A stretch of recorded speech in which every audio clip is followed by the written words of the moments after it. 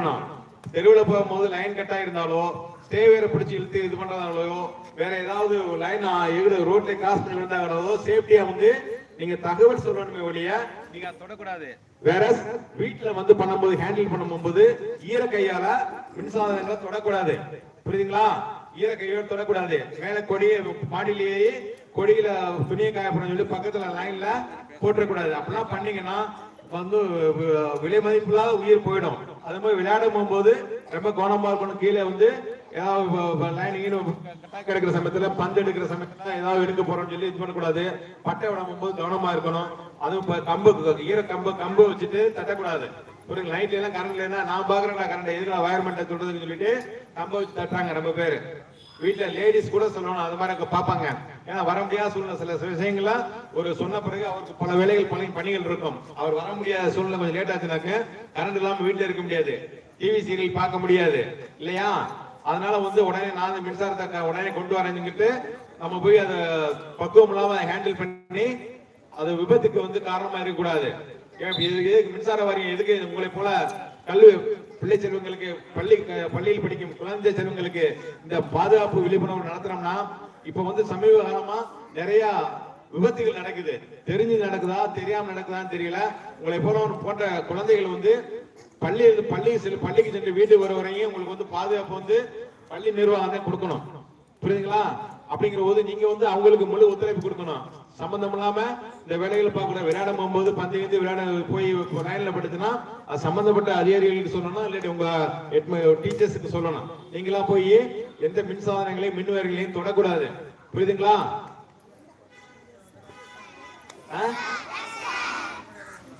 வேற எப்படி மின்சாரம் எல்லாம் இருக்கலாம். இது கரண்ட் தான் சாக்கடிக்குதே. கரண்ட் இல்லாம இருந்துருவோமா? இருக்கலாமா? கரண்ட் இல்லாம இருக்க முடியாதா? No sir. பாத்தீங்களா, அந்த காலங்கள்லாம் வந்து மின்சாரமே வாங்குறதுக்கு பயந்த காலம் போய் இப்ப மின்சாரம் இல்லாம எதுவுமே இருக்க முடியல. நாங்கெல்லாம் இங்க இந்த மாதர் பக்கம் ஏரியாவில் வேலை பார்க்க போகும்போது ஒரு கரண்ட் இல்லைனாங்க 1 மணி நேரம் 2 மணி நேரம் கூட பொறுத்துக்குறாங்க முதல்ல.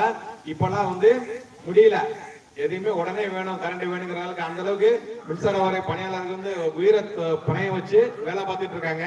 அவங்களுக்கு வரும்போது நீங்க வந்து முழு ஒத்துழைப்பு கொடுக்கணும். அதே போல நீங்களும் சேஃப்டியா இருந்து எதிர்கால சந்ததியினர் வந்து விபத்து இல்லாத வாழ்க்கையை உறுதி செய்யணும். அது மூலம் பள்ளி செல்வங்கள் வந்து பள்ளிக்கூடத்துல வந்து ஒவ்வொரு பள்ளிக்கூடத்திலையும் நாங்க சொல்லிக்கிட்டு இருக்கோம். பிள்ளைங்க எல்லாம் வந்து மின்சாரத்தை பாதுகாப்பா கையாளணும், மின்சாரம் வேற இது பண்ணக்கூடாது அப்படின்னு சொல்லிட்டு இருக்கோம். இதை வந்து நீங்க செய்வீங்களா?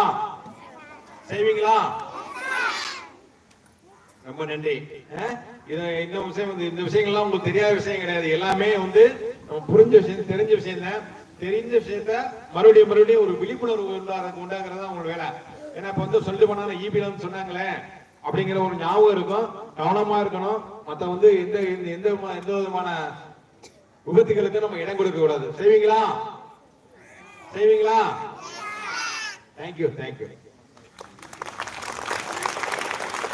அடுத்து நம்ம ஊராட்சி நடுநிலை பள்ளியினுடைய மாணவர்கள் ஒரு மாணவர் மின்சார பாதுகாப்பு பற்றி பேசுமாறு கேட்டுக்கொள்கிறேன். மின்சார பாதுகாப்பு குறித்து சீசாய் ஒரு கவிதை சொல்ல போறாங்க.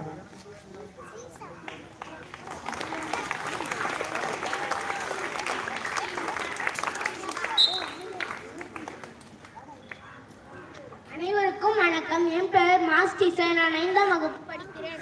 நான் இப்போது மின்சாரத்தை பற்றி ஒரு கவிதை கூற வந்துள்ளேன்.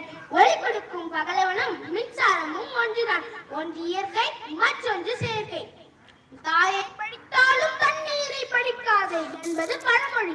சம்சாரத்தை காப்பது போல் மின்சாரத்தையும் காப்பாற்று. இது புதுமொழி. அறிவியல் என்பதே மின்சாரம் தான். மின்சாரம் இல்லாத அறிவியலே இல்லை. சிக்கனம் என்பது பணத்தில் மட்டுமல்ல, மின்சாரத்திலும் தண்ணீரிலும் கூடதான். ஒரே விளக்கை பயன்படுத்துங்கள். ஒரே அறையில் ஒரே மின்விசிறியில் அமரலாம், படிக்கலாம், பேசலாம். வாஷிங் மிஷினை மறந்து கையால் துவைக்க பழகுங்கள். கைகளுக்கும் நல்லது, மின் சேமிப்பிற்கும் நல்லது. மிக்ஸி கிரைண்டர் வேண்டவே வேண்டாம். எதுக்கெடுத்தாலும் மிக்ஸி கிரைண்டர் வேண்டாமே. அம்மியும் ஆட்டு உரலையும் பயன்படுத்தலாம். சுவையும் கூடும், மின்சாரமும் சேமிப்பாகும். நீ உன்னை கட்டுப்படுத்தவில்லை என்றால் இயற்கை உன்னை கட்டுப்படுத்திவிடும். நன்றி, வணக்கம்.